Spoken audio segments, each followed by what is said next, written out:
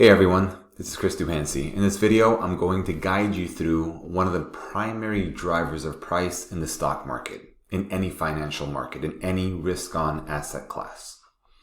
So we've all heard it. In real estate, it's location, location, location. However, when it comes to the markets, primarily the stock market, it's all about don't fight the Fed, don't fight the Fed, don't fight the Fed.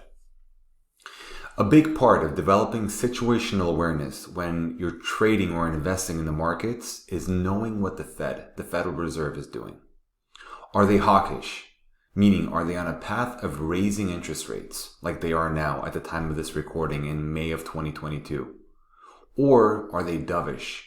Meaning, are they on a path of lowering interest rates? Generally, when the Fed is hawkish, it leads to lower asset prices. However, when the Fed is dovish, on the other hand, it leads to higher asset prices. Usually the way this works is, at least the way it's supposed to work, is when the economy isn't doing well, the Fed will lower interest rates in order to encourage borrowing, increase spending, and therefore stimulate the economy.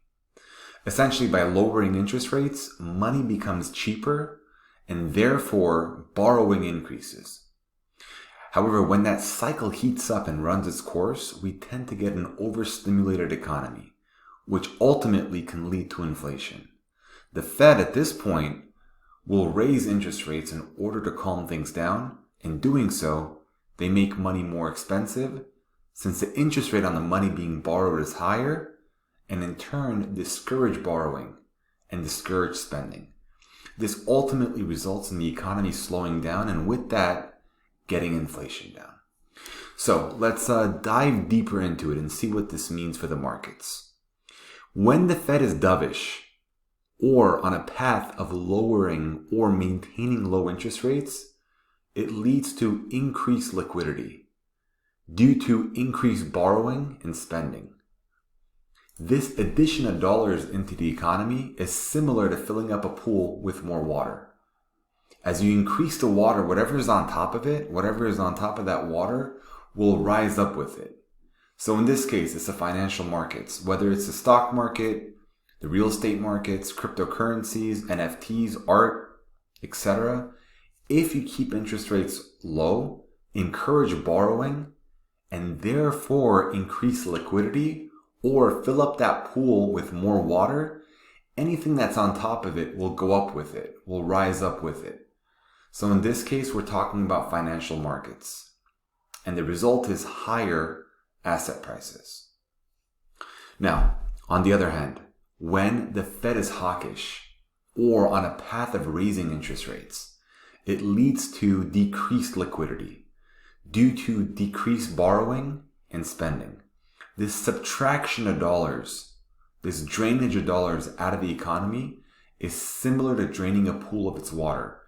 As you decrease the water, whatever is on top will go down with it. Again, imagine the financial markets, stocks, cryptocurrency, real estate, NFTs. If you raise interest rates, discourage borrowing, and therefore decrease liquidity or drain the pool of its water, anything that's on top of it will go down with it. So again, in terms of financial markets, this will result in lower asset prices like we're seeing right now. So in a nutshell, usually higher interest rates will lead to a lower asset prices, and lower interest rates will lead to higher asset prices. What this means for us is the Federal Reserve, and their actions can give us an idea of in which direction asset prices are likely to head within those cycles of raising interest rates or that of lowering interest rates. Therefore, it's always a good idea to pay attention to what the Fed is doing, what path they're on, in order to form a fundamental backdrop to help guide your decision making in the markets. These principles can be applied to stocks, cryptocurrencies, NFTs, real estate, and any other risk-on asset class out there. So, along with solely raising interest rates and solely lowering interest rates, by itself, the Fed has additional tools in its arsenal that they can deploy in order to either stimulate or calm the economy. The more tools they use to achieve their objective, the greater its effects are going to be. It's like adding more fuel to the fire. Through these tools, they're able to control the money supply, increasing or decreasing the dollars in the economy, or the pool of water that I was referring to earlier. So, increasing dollars fills up the pool with more water and leads to higher asset prices, whereas decreasing dollars drains the pool of its water and leads to lower asset prices. So again, for us as traders and investors in the financial markets, it's always a good idea to have an idea of what the Fed is doing and what path they're on. It'll give us context and with that direction in our decision making. So where are we now? It's crazy to say, but over 40% of the money the US has ever printed in its history was printed in 2020 in order to combat the negative effects of COVID on the economy. Now, what that did was fill up that pool or the system with a lot more water, a lot more dollars, raising all boats, whatever was on top of it, in other words, asset prices up with it. And it did this in all financial risk-on markets. This ultimately resulted in rampant inflation, which we're facing right now. And in order to control that, the Fed, since the beginning of this year, has been on a path of raising interest rates in order to slow things down and potentially control inflation, bring it under control.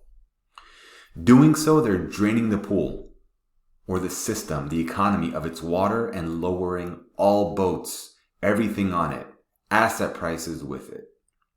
That's the reason we've been seeing volatility and downward pressure on these markets since the beginning of the year.